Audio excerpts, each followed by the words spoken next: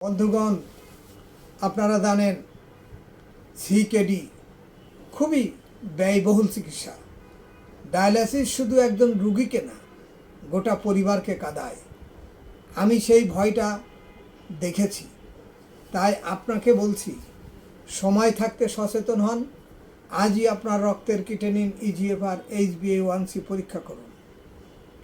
Kidney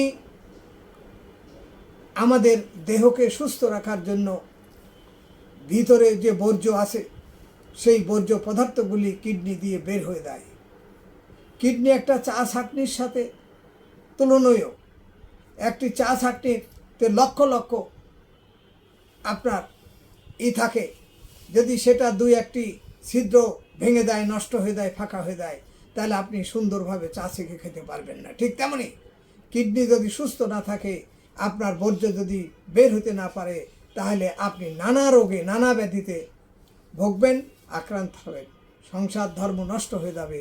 আপনি নিজের kidney রক্ষা করেন, অপরকে এই ভিডিও শেয়ার করে সহায়তা করেন।